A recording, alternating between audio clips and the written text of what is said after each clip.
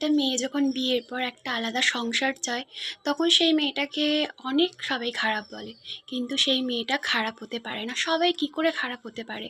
একটা মেয়ে অনেক স্বপ্ন নিয়ে তার বাবা মা তার ঘর ছেড়ে আসে, একটা নতুন ঘরকে আপন করে নেবে, তার বাবা মাকে আপন করে নেবে, তার ননদ দেওর যারা থাকবে তাদের ভাই বোন করে আপন করে নেবে।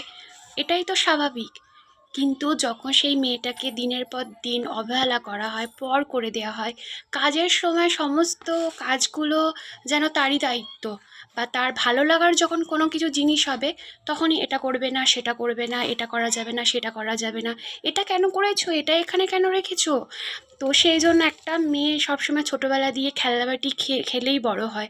তো তারও স্বপ্ন থাকে তার নিজের একটা সংসার থাকবে, যেখানে কেউ বাধা দেবে না, নিজের মতো করে সাজাবে। যখন সেই বাধাগুলো সে পায় না, তখনই তার মনে হয় যে আমার যদি নিজের একটা সংসার হতো, আমার যদি নিজের একটা বাড়ি হতো, তবে আমি সেখানটা সাজিয়ে তুলতাম। এই কারণেই মেয়েরা আলাদা হতে চায়। তো আমি সবার ক্ষেত্রে বলছি না যে সবাই খারাপ। কিছু কিছু শাশুড়ি মারাও ভালো হয়, আবার কিছু কিছু বৌমারাও ভালো হয়, যারা হচ্ছে দুজন দুজনকে মানিয়ে নিতে পারে। কিন্তু সবাই তো আর ভাগ্যবতী হয় না।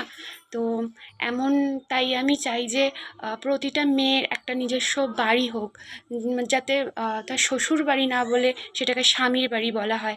যদি নিজস্ব একটা স্বামীর বাড়ি থাকে, তাহলে সে নিজের মতো করে গুছাতে পারে।